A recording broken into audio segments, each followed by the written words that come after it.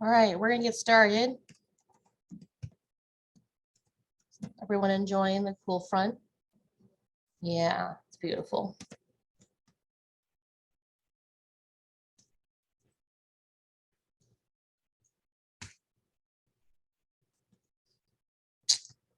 All right, so the notes today, we're gonna continue on. I have better examples for our gather and spread and our melt and decast. So we'll go over that to start with.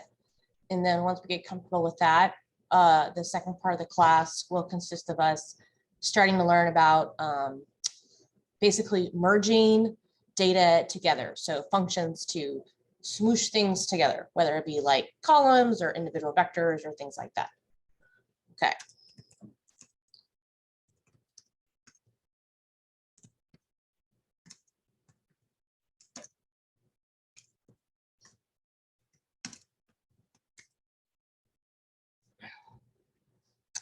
Okie dokie.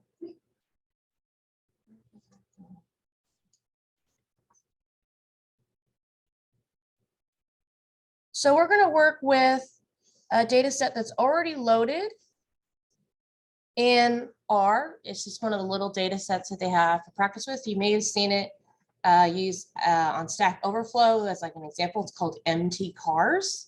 So to get data sets that are already just like part of R that you didn't create, we can just type mtcars.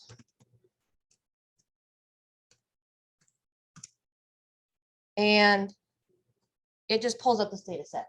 So you know me, I don't like to type out a lot of things. So I'm going to reassign this to a new object called D so that I don't have to type out mtcars all the time. So I'll scooch over my environment here. Oh, that's the whole thing.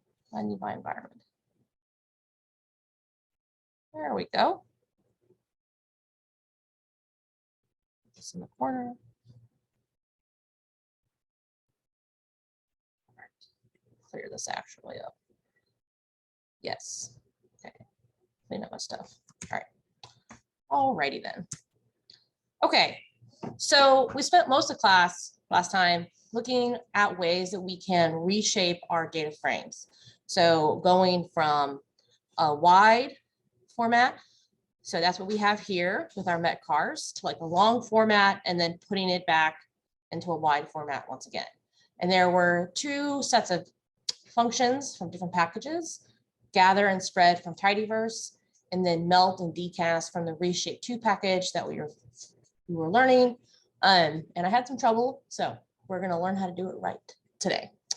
Okay, so let's warm ourselves up, and we are going to manipulate this data frame so that it's going to go into the long format because it's already in the wide format. So we're going to use gather to put it in the long format.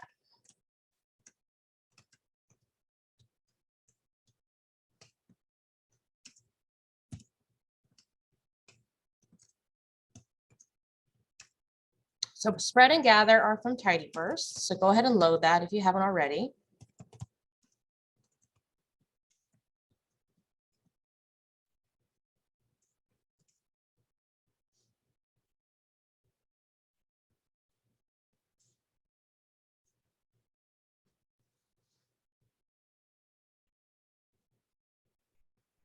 Okay.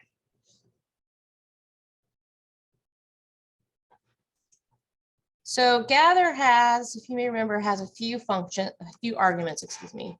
So the first is our input data. So that's going to be our data frame D. Key is the name. Hover over this, maybe tell me. Nope, sorry, I need you to tell me. Make sure I'm right. Key is the name of the new column that we're going to create that's going to hold the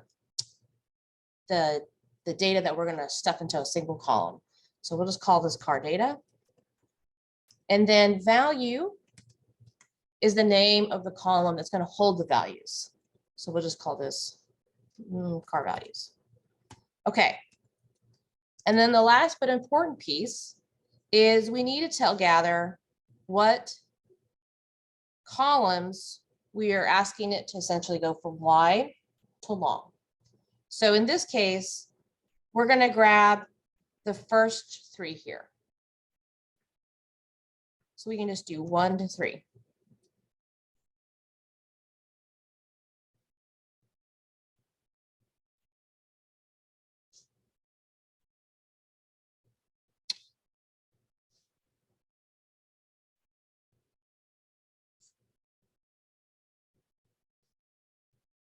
Okay, so it did what I asked. I didn't assign it to a new object. That's why it looks crazy because it's done here. So if we look at the last, we have 2 new columns here called car data and car values. And if we check our work, we should have the names of our original 3 columns in this car data column here. So if I need to call this, I actually need to assign this to something. So let's see this, call this car CL, rerun it. And now I'm going to do unique CL car data. And there they are. All right.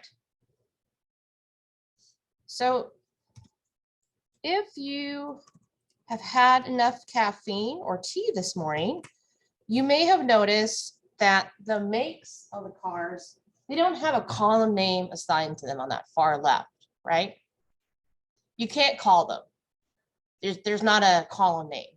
And the reason for that is that, and the way that this data set is set up, is that they just are assigned the makes of the cars to be the row names. So in our typical data frames, our row names are just numbers, 1 to whatever the number of rows that we have, 1, 2, 3, 4. In this case, this little data set has the makes of those cars assigned as those row names. So if we wanted to be able to actually work with those, we need to assign them to a column in the data frame itself. So we'll do that real quick here, in case we want to work with them.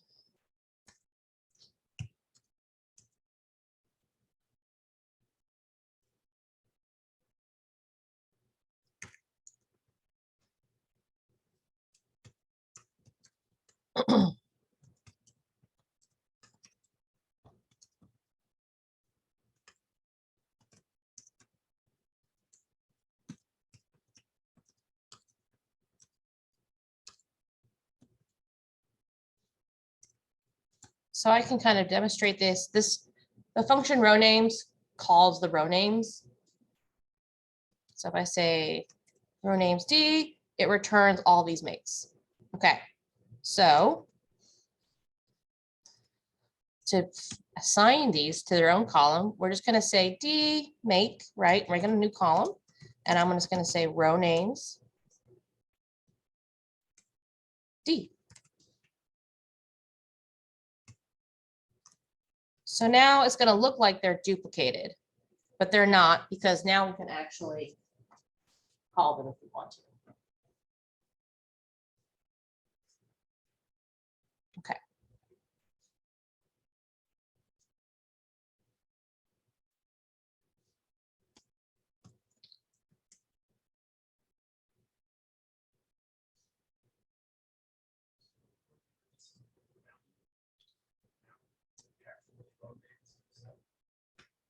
You have it inverted. It's the way I'm hearing it. So before, let's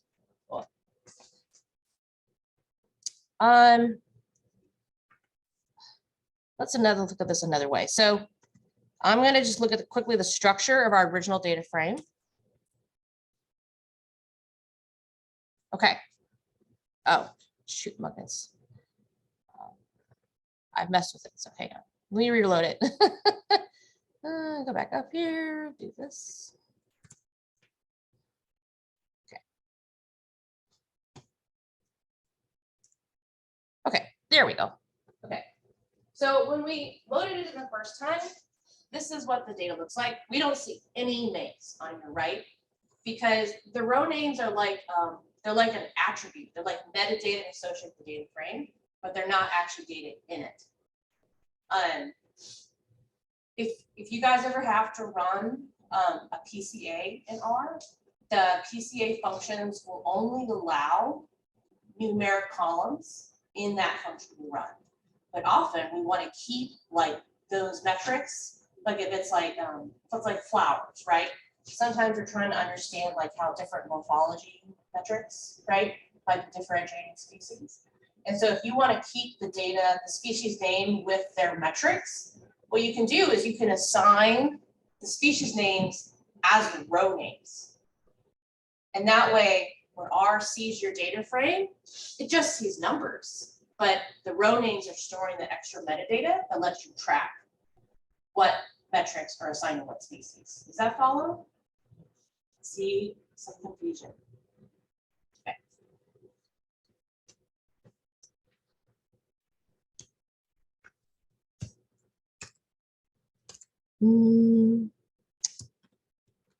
Let's make this a little bit more.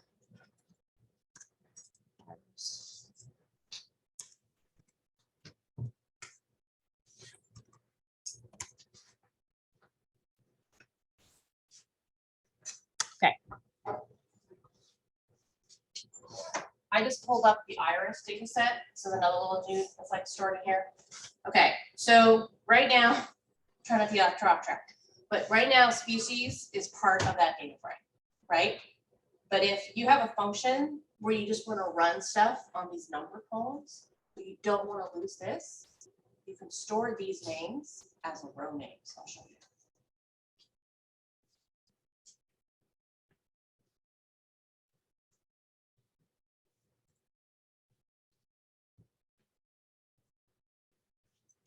Yes, this is an aside.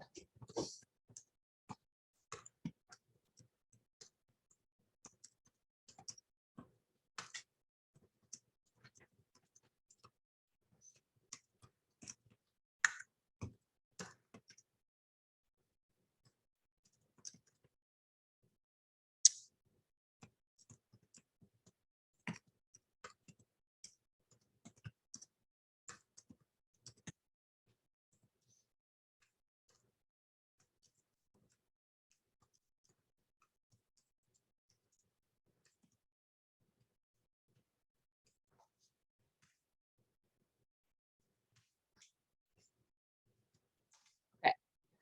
So example, we loaded the iris data.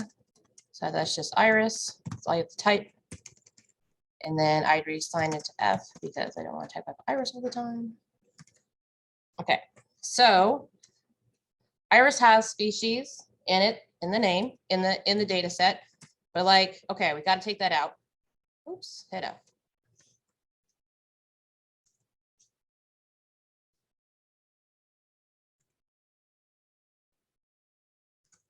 There we go.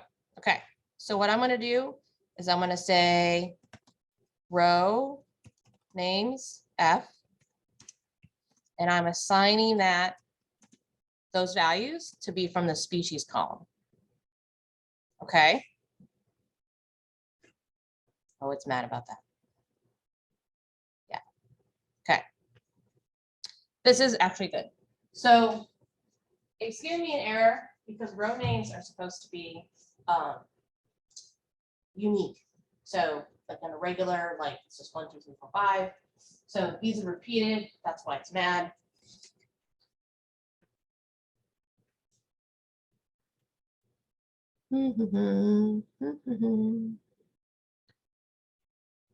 So what we do is this gives an error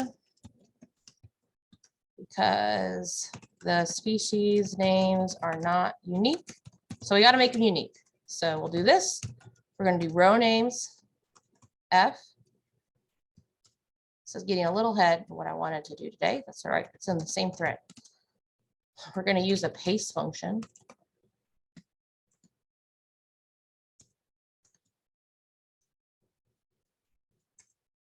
Paste functions, there's two versions, paste 0 and just paste. They essentially like glue things together. So usually we use them, they can glue together like different, even values of like different types, like text and numbers. And then row names. So this data set already has row names. I go row names, F, it's just gonna give me a bunch of numbers, right? So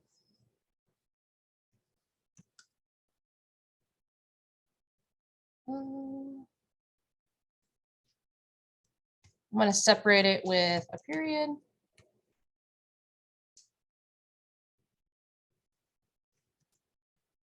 All right, so we didn't get an error because these are all unique, right? So now if I type row names F, we see that we have preserved the species name and the corresponding row that they're in. Okay, anyway, that was a definite side.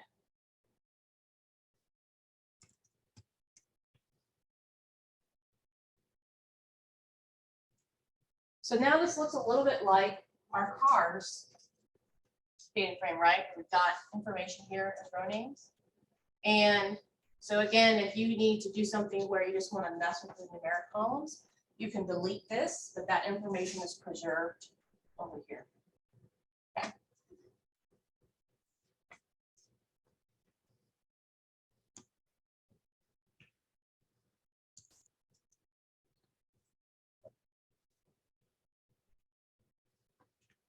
All right, let's get back to our story.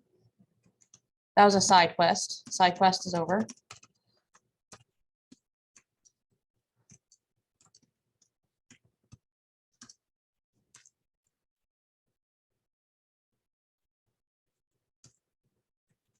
All right, so back to our cars with our long data.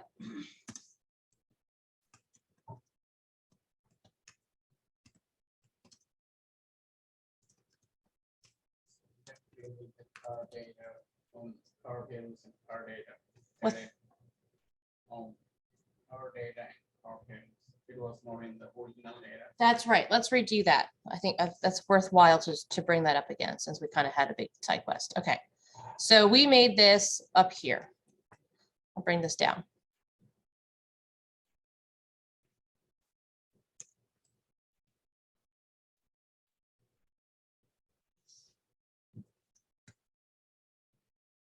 So our car data was loaded as mtcars. We assigned it to the object D, and then we made a long format.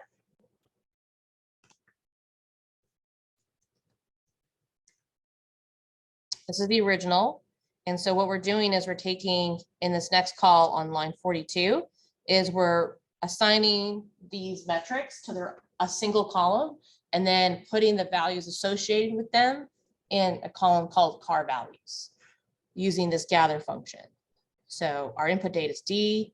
We're making a new column called car data that's going to hold these. We're making a new column called car values. It's going to hold this data. Not this data, just the data in the first three. And then we're telling gather to only work with data in the MPG, cylinder, and displacement columns. So 1, 2, 3, 1, 2, 3. So when we run this, assign it to new object CL,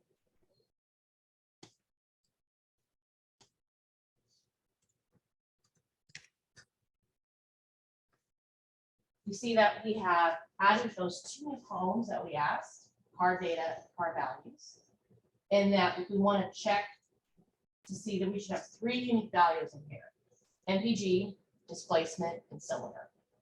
And these values correspond to those.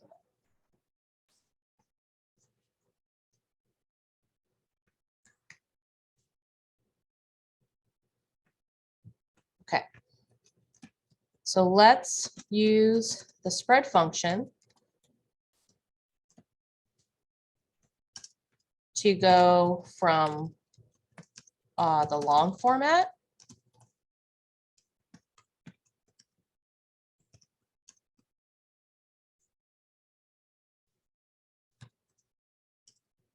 to a wide format.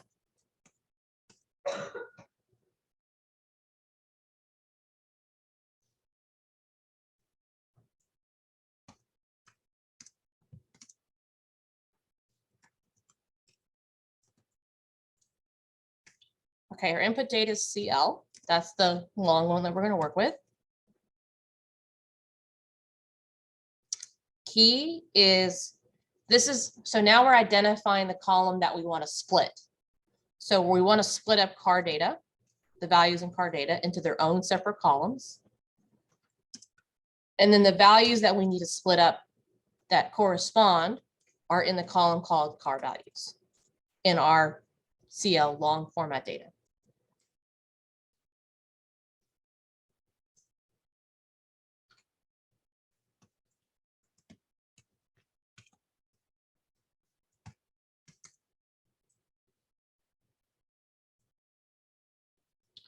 So now we see we have gone back to the original format where MPG, displacement, cylinder are all in their own columns. Did everyone get that to work okay? Okay.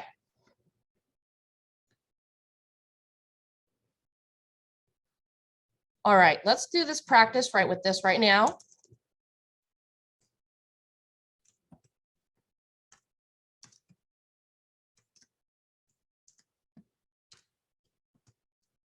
I want you to use the spread and gather functions. Probably need to do this actually. Use gather first. And then spread on the object D using, let's see here.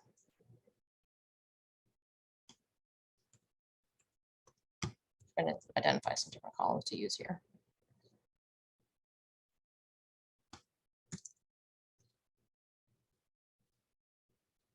Oops, too far.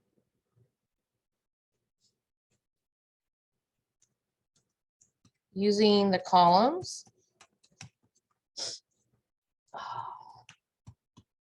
Gear, carb, and weight.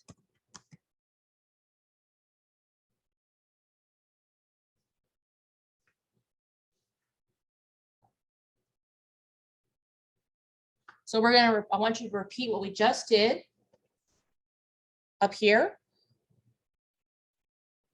on line 42 and then line 49. I just want you to repeat that, but using those different set of columns. Using these columns. Okay.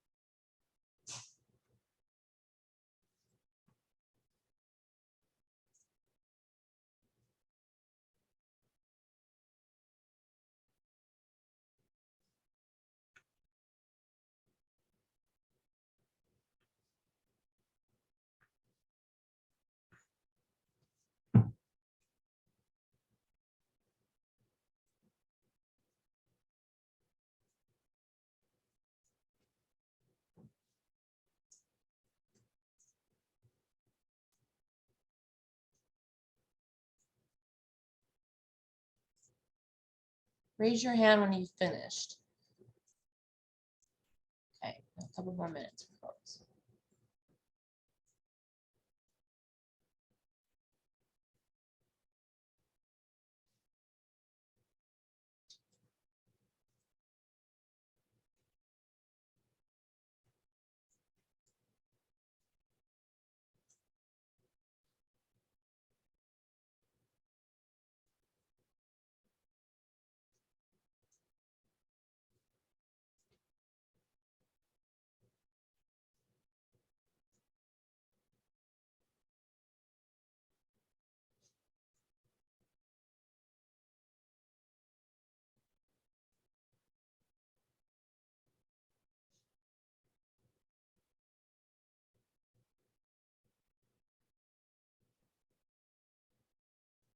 All right, let's do this together.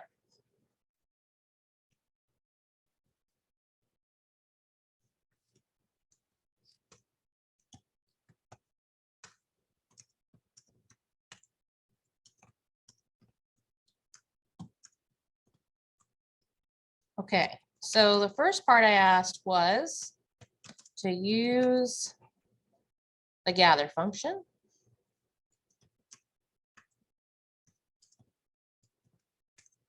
Okay, so walk me through this.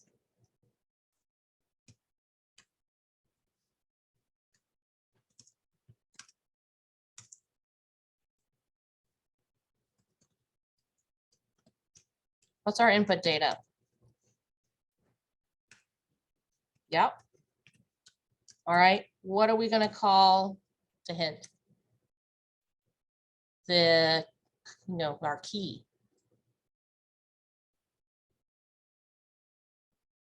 Anything's okay. Car stuff, cool. What about the column with the values?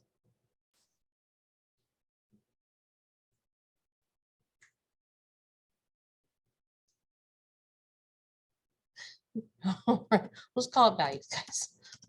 All right, maybe this is the harder part. What numbers am I? What's my indexing for this? 6, 6, 10 to 11. Okay.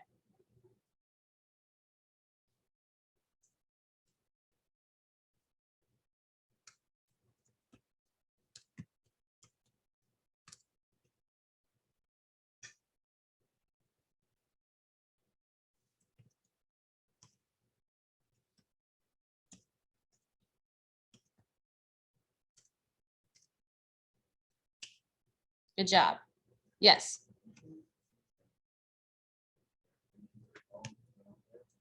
That's a great question. Let's try it.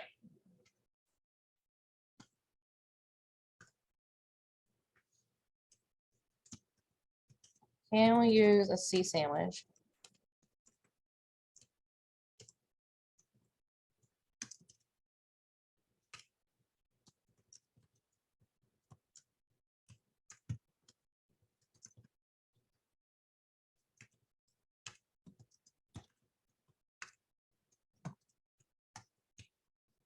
Okay.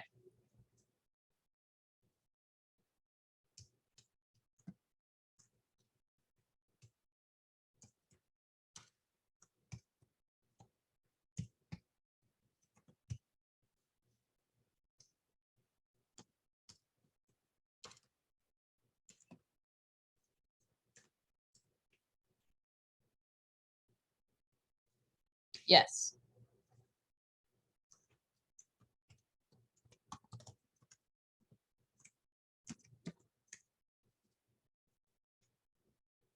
That can be much more intuitive. I understand. Yes.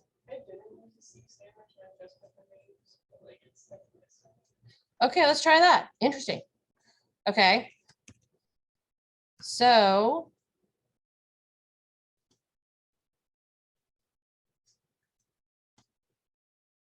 I want to name this something different because sometimes I get in trouble. I'm going to call this like CL3 because I don't want it to look like it was working in. Okay. So can we use just the column names?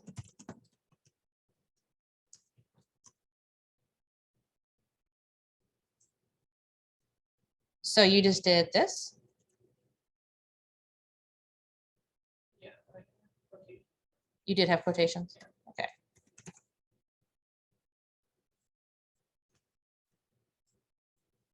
Oh.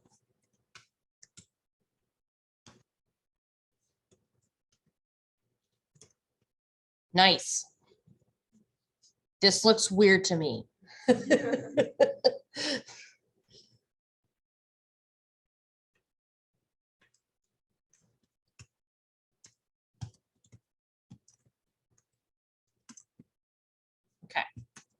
All right, good job. So now onto the second part of our exercise.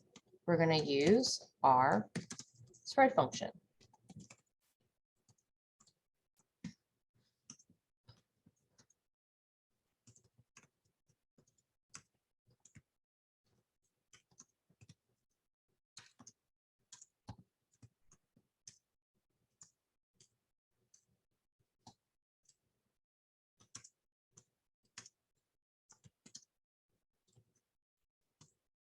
Okay, our input data is going to be CL. What's our key?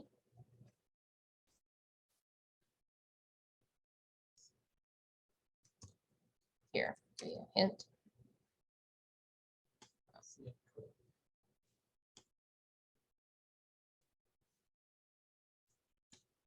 Yeah, the L and the 1 look very similar. Not, yeah, that can be problematic. Okay. All right. So our key is going to be car stuff. And then the value column is values.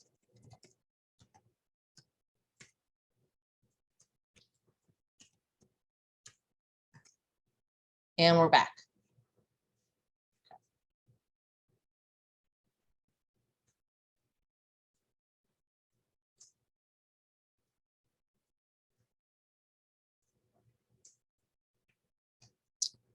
So we're going to talk a little bit about dcast.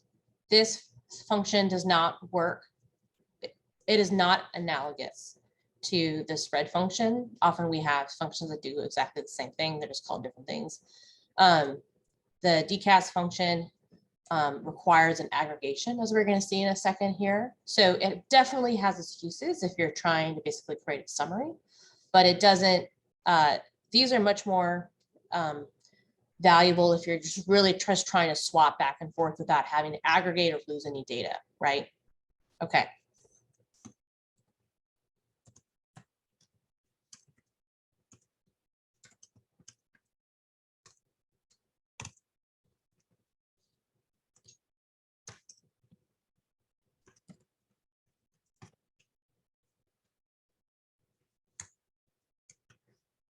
Okay, so we're going to load up the raw library reshape.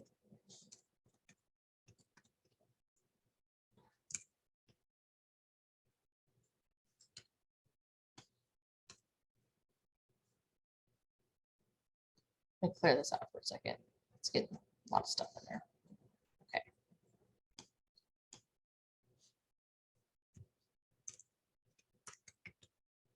Too far. Okay, still working with our cars data. I'm just reloading it here. So I cleaned out my environment.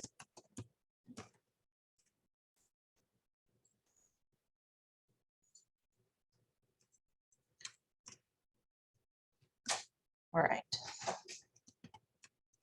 So we're going to use the melt function to go from wide to long.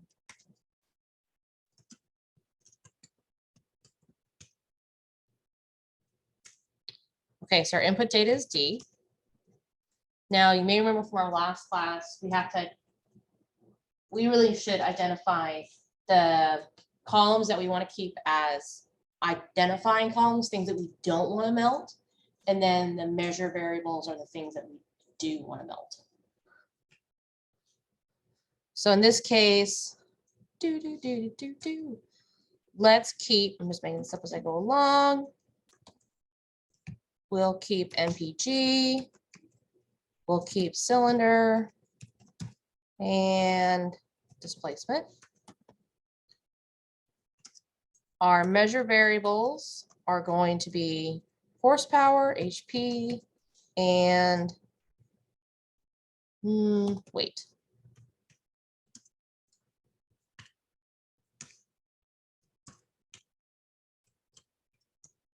And then we have an option to name the column.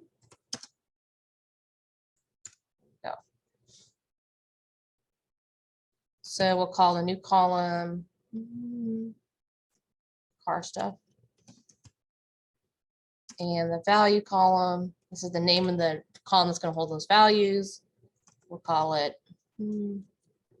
metrics. Okay.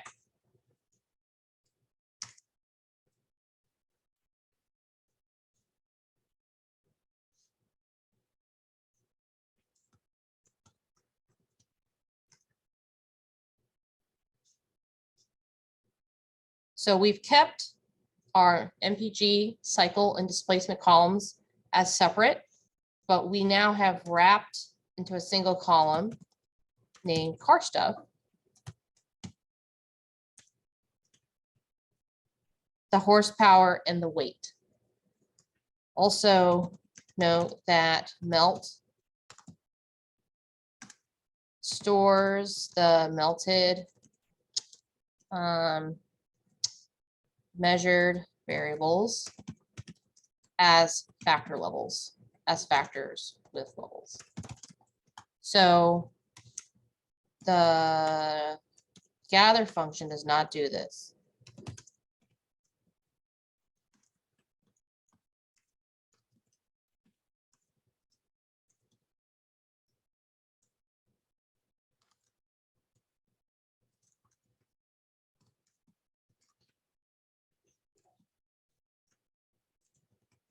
They're just sort of simple character data. Okay.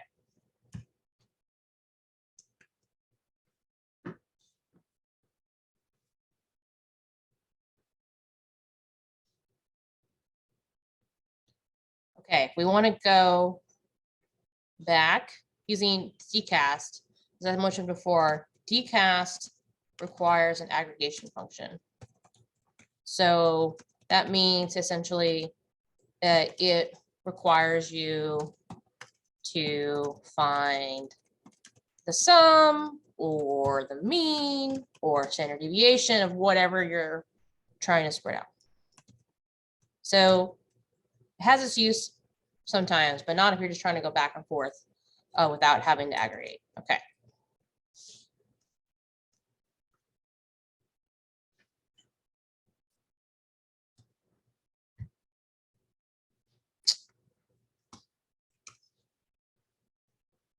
DMW. So we're going to go from, so it's dcast. And our input data is going to be our DM, which is our melted data frame. This has that little formula thing.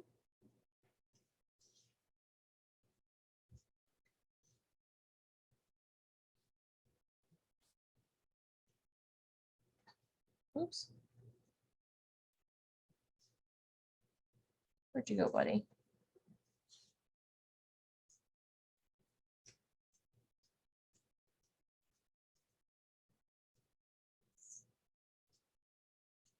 Okay. It should be.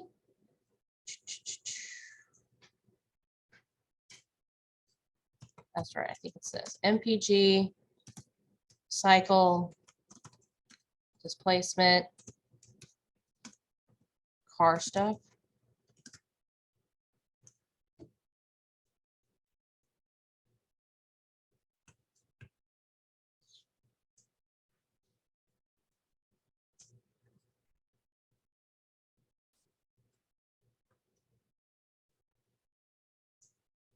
Hang on, let me check my notes.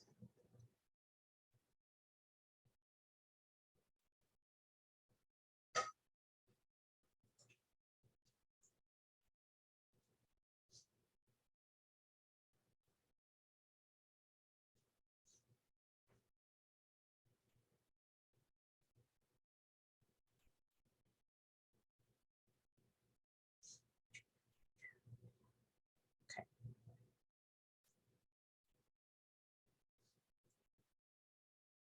No, this is not it. So I'll come back.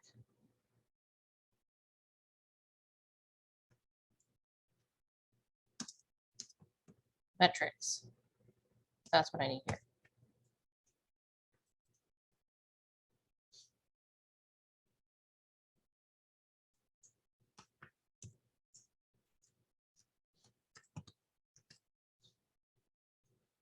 Not work out the way I wanted. Okay.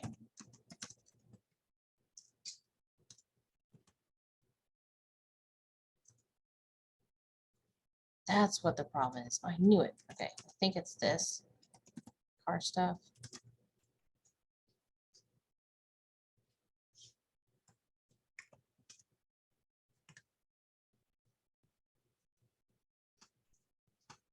All right, I want to get there.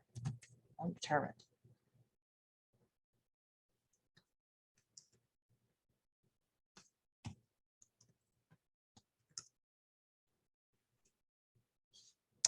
Okay.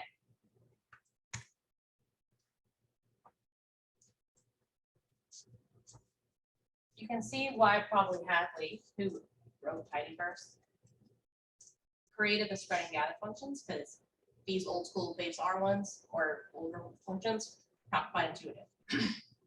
All right, so what do we got going on here? This is our Volta data frame DM. And then I have to separate the columns that I want to keep that are already on their own. Let me bring up the original data frame here for reference. Okay. This is our data frame that we're putting into this function. So MPG, cylinder, and displacement are already all separate, right? So this is why we're saying this is its own thing, this is its own thing, this is its own thing, and we just, it wants us to use the plus operator to distinguish. And then the stuff, the column that we need to split out, you connect them using that little tilde thingy. It's called car stuff. And then the last thing is that we need to tell it what column has the values that are being split out. So that's where the argument value var comes in, and we tell it to look in the metrics column. So here, so we're saying essentially keep these are separate, split this thing up, and the values that are to be split up belong are we find them in this metrics column. And then, as I said before, dcast requires us to have some sort of aggregation. So in this case, you're finding the mean. So the data is not, it is not a mirror like we do with spread and gather. There's a little bit of a difference there. Okay.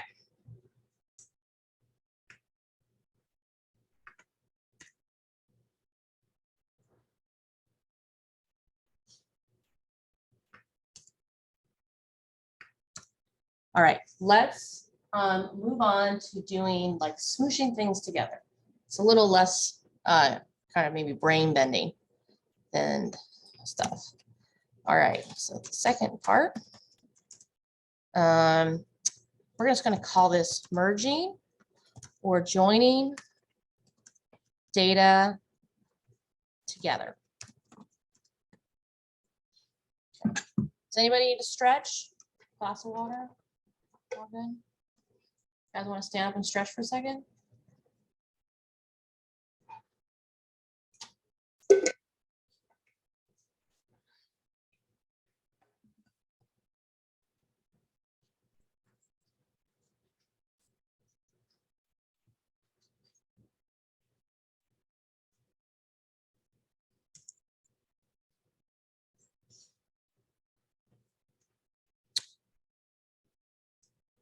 Okay. So I already introduced paste, so we're going to continue on with that because you just kind of saw it a few on our side quest, as I like to call it. It's also a very useful function. All right, using paste and paste 0. What is the difference?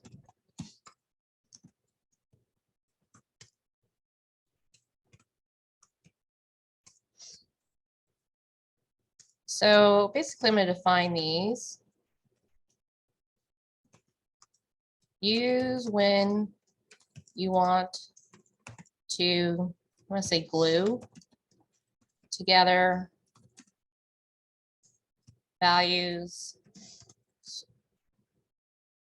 from objects or just values that are not assigned objects.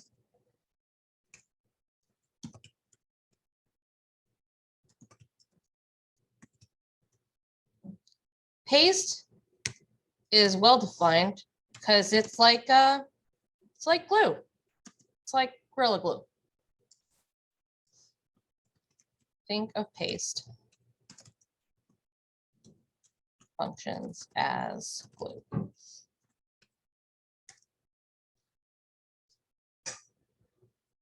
Okay, this is way back machine. Do you guys remember, did you ever use paste when you're like in kindergarten to make arts and crafts? Yeah, yeah. There was always a kid who ate the paste, right?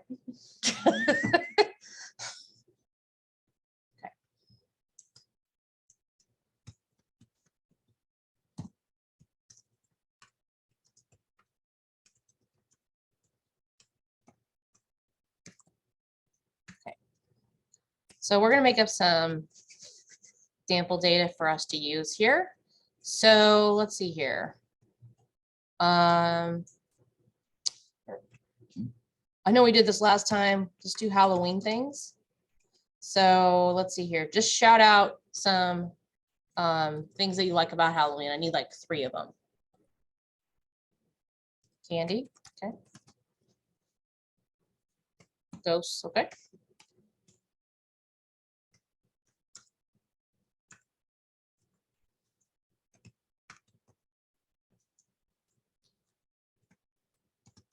Okay, so these things are just kind of existing in the ether right now. All right, so they are not assigned to any object, but we can still put them together. All right, so we're gonna make a statement that says, I like candy, ghosts, and movies.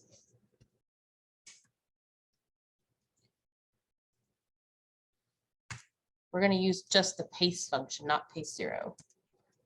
All right, so here I'm gonna tell it the things that I want it to paste together. So my first part is a text string. I like candy, ghosts, and movies.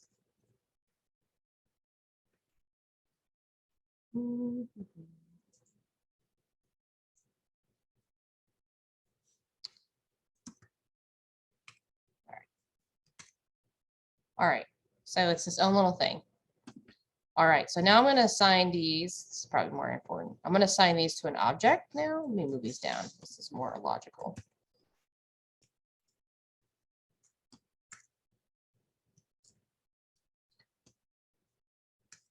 Okay, so we're going to call this C. Oh, can't call it C. Call it Y for now. Okay. Call this G. And we'll assign movies to the value M. Okay. Run this to load it in the environment. All right. So we're going to try this again, but now we're going to use the object names. So paste. I like.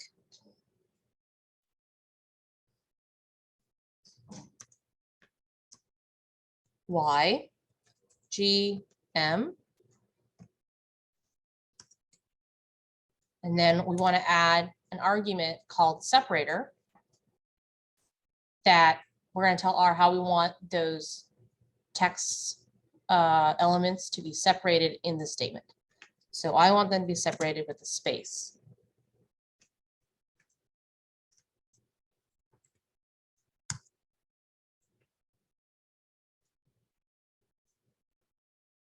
Okay, so that is not grammatically correct. Let's fix that. I'm going to use the word and.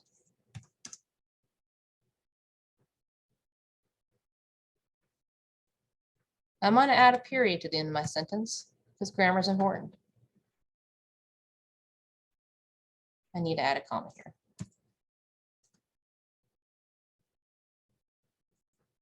Why are you upset? Why? Token M. Oh, need a comma here too. So I'm separating each one of these elements with a comma.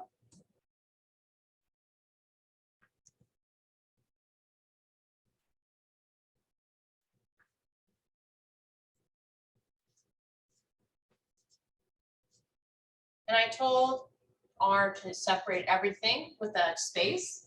That's why there's a space here between these and here. That's why there's a double, you can't see it, but maybe you can see there's a double space here. So I added a space and then it added a space again. Bless you. So we combined just a standalone text element with an object that had text as part of its assigned value. So we mix these things up and then so now we can also do this with numbers. We can also mix up. So that's the value of paste, is that you can smoosh together whatever your heart's content is. So let's see here. We'll assign some numbers.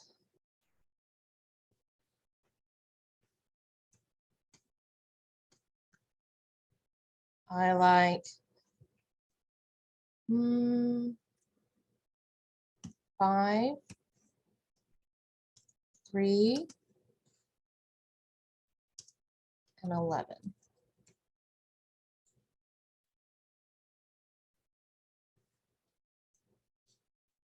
So it was completely happy to incorporate those numeric elements into your statement.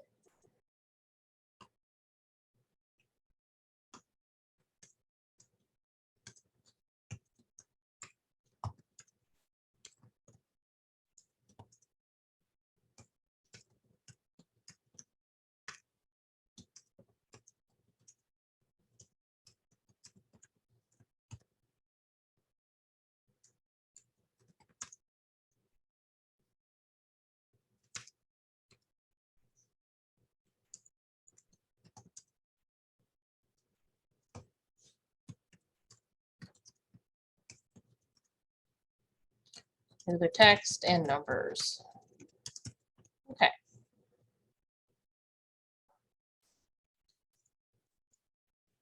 So the key difference between paste and paste 0 is the separator argument.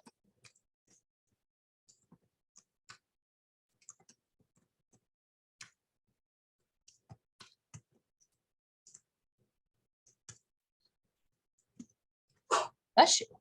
In paste, we need to define the separator.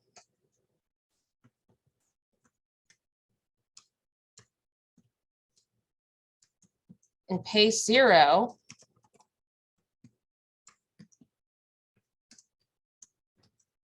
the separator is defaulted.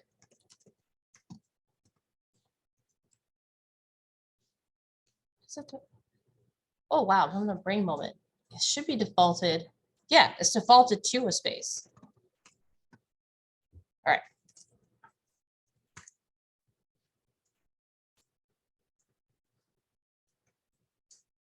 Okay. Otherwise, everything is just smashed together.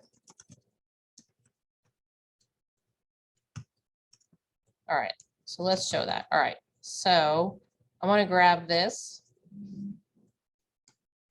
and I'm going to get rid of the separator argument. Okay.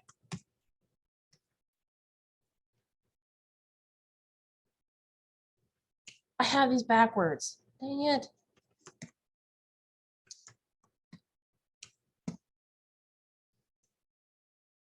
All right, paste 0 is default to a space.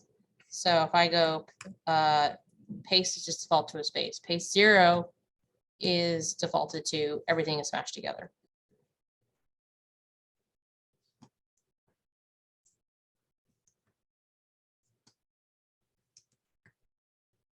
Okay, so I'm not defining a separator here either, but I'm using paste 0. Okay, so you see the difference?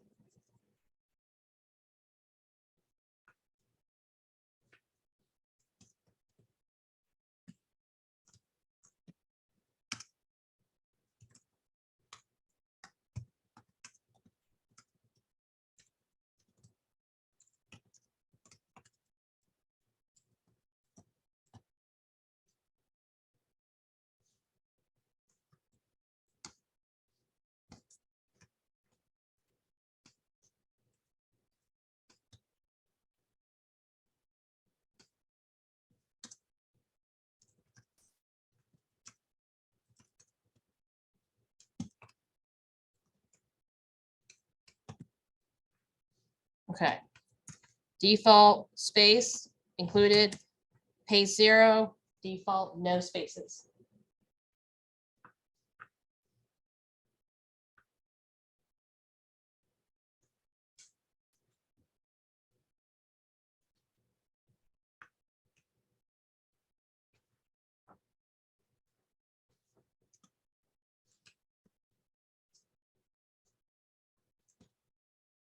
All right. Last thing I'm going to say about this is where I use this. I use paste functions mostly when I am like writing out like legend titles, creating text for graphs. Like you want a header. That's where mostly I use that. Oh, also to create file names.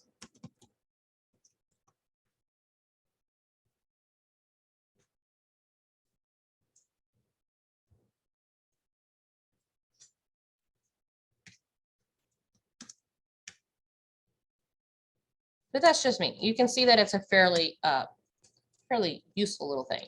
Okay. So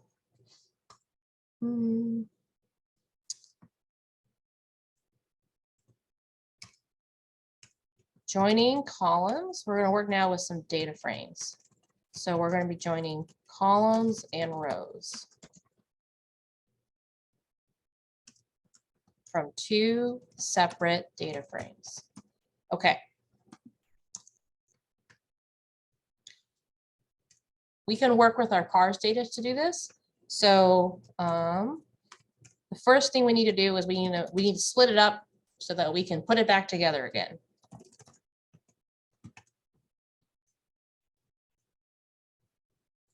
All right, what do we got going on here?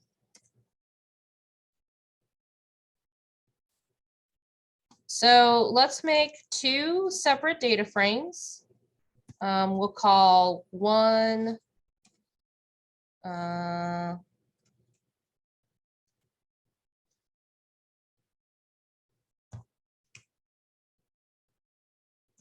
power. So it's going to be D, and I'm just going to grab NPG, cylinder, and displacement. So that's 1. And then we'll have car morph. We'll grab the weight.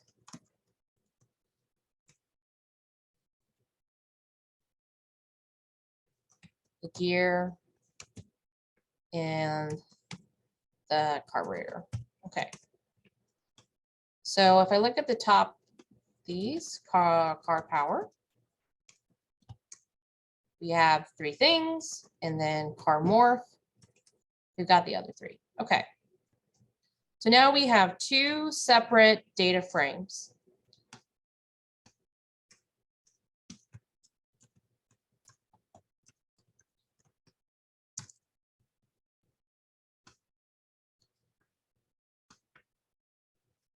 What if we want to put them back together?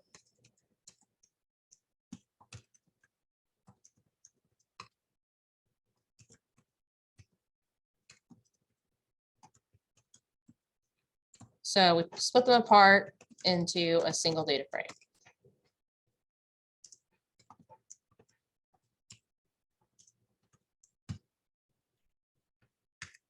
What would you guys do? What do you think?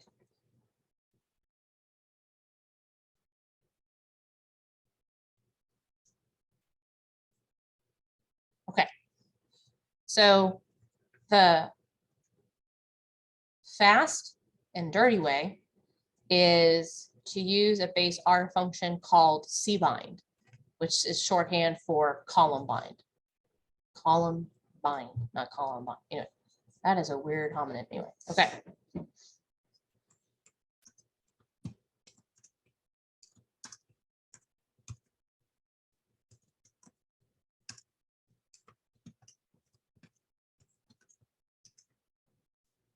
Bless you.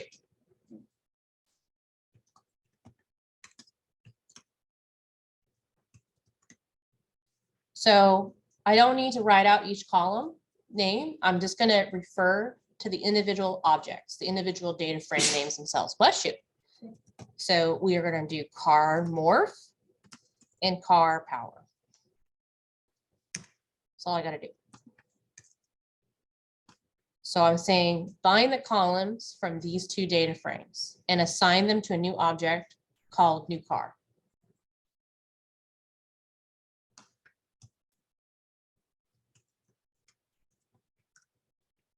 And there they are.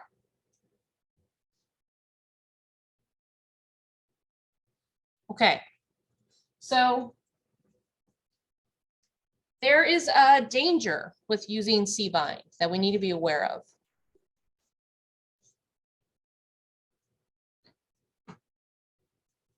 Cbind is extremely literal.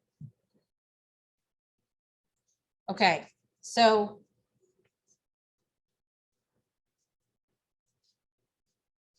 remember, so the make of these cards, right, is stored in our row names right here, right? And so for like data purposes, we always want to make sure that like the MPG cycle for the Mazda RX-4 will match up with the weight gear and carburetor for the X4, right? We don't want that to be mixed up because otherwise then you've pushed up your data. Well, what cbind does, this is the danger part of it, is that it is extremely literal about how it binds. It doesn't match anything. It says, okay, you have, I forget, whatever, how many rows of this and how many rows of that. I will just smash them together and not pay any attention to whether this matches. So if we, for example, let's say we sort one of these and we rearrange.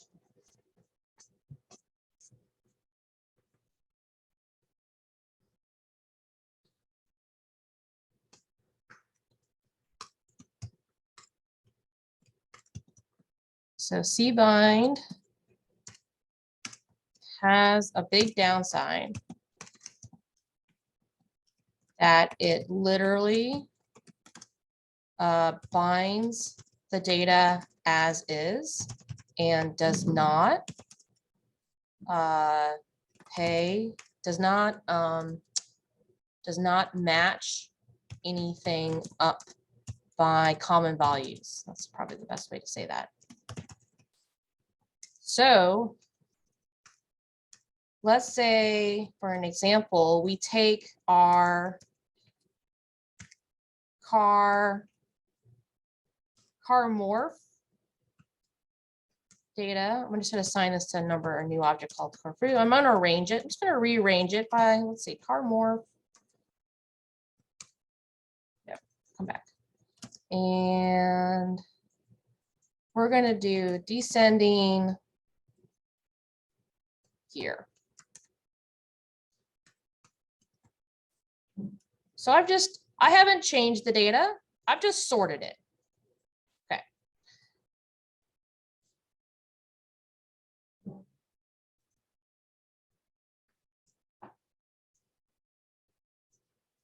So I just sorted it, right? Okay. So let's execute the cbind now on our car power and car morph data frame 2 and see if things match up the way that they should.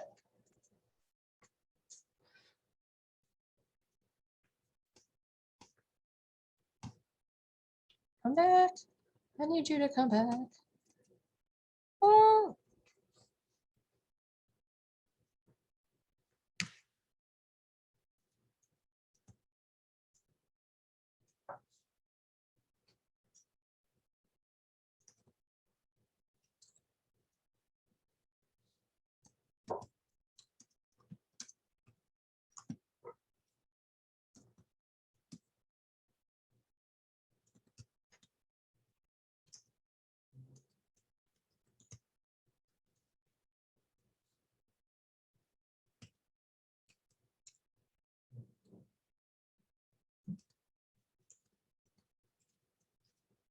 There you go. Good job, buddy. Okay.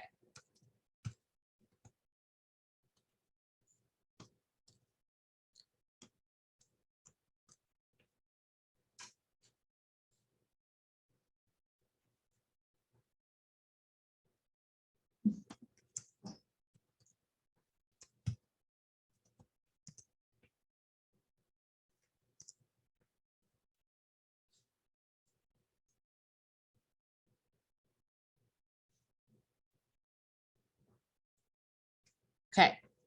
All right. So I'm going to point this out and try to not render it. So this is the data correctly matched up.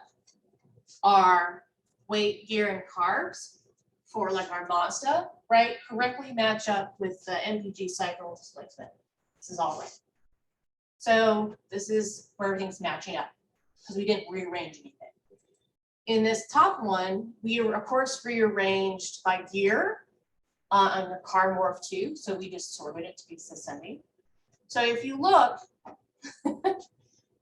it's no longer a Mazda, right?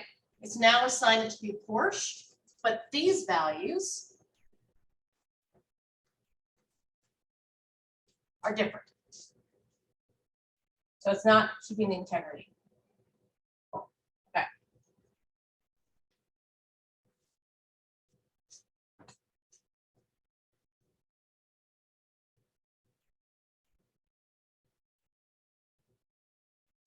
Do you guys see what I'm talking about?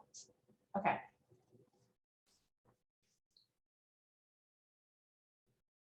So just by simply rearranging our data, we put it back together, we created the wrong data set, right? So that's not great.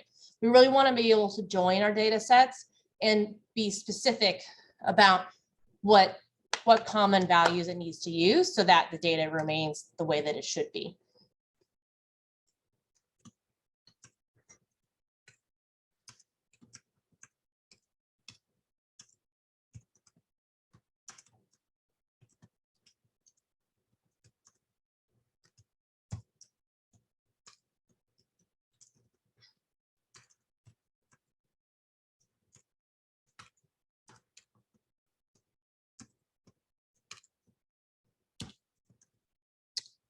To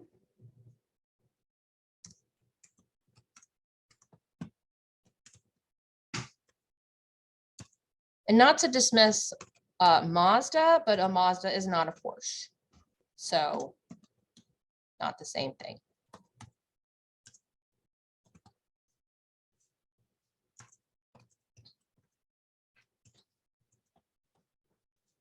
Okay, so how do we fix this?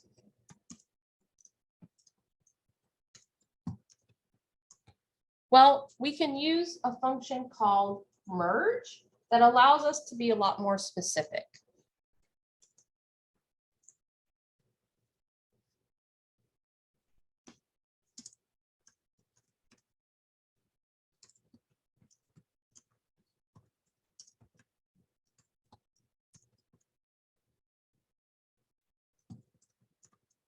Indicate a column that should be used as like a key.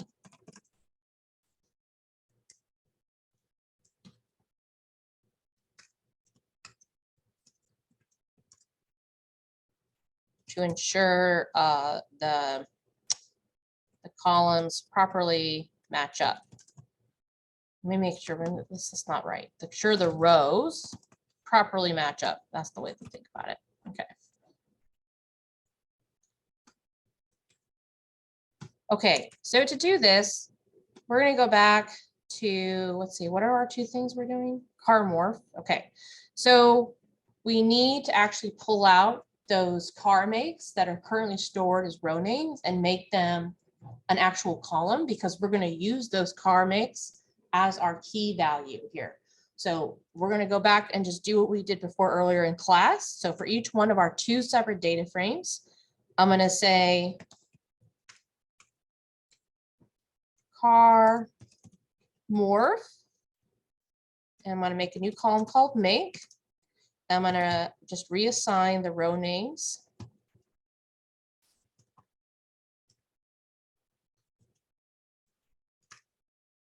Car morph. There we go.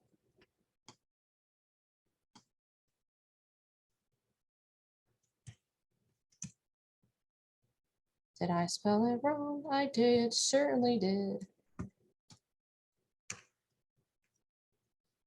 There we go. So if I check it out, I'm going to have a new column that has our makes in it. There we go. And I'm just going to repeat that for our car power data frame too, because we're going to need that in that other data frame.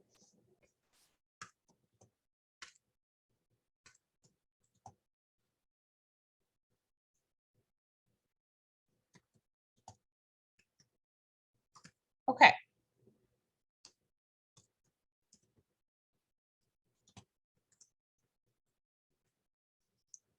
So to do this, now we have a key in each one of our data frames that's going to allow us to match things up properly.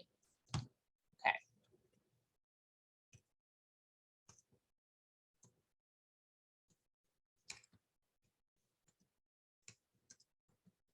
So it's merge. And there are four essential arguments we have to do here. The first is we need to name the two data frames that we're smooshing together. So one is belonging to the argument X and the other one is belonging to the argument Y. So it doesn't matter which one you assign where, as long as you keep it consistent for the second set of arguments that we're going to see in a second here. So our X data frame is going to be car morph. Our Y data frame is going to be car power. All right, so now we're on to the other two arguments that are important. So you'll see that there are three options. This is called by. By with nothing, by X, by Y. The nice thing about the merge function is that the by, sorry, I'm going to hand myself. The by argument here is where we indicate what our key is, what column we want it to match by. You can use one column to match. You can use multiple columns to match. So like if you needed to have a unique identifier and it was like car, the manufacturer, the make, the year, you could use all of those things. The other nice thing about it is that, and I know we're at time here, is that the keys can be called different things in your X data frame and your Y data frame. So just in on a high note here, our by argument is make.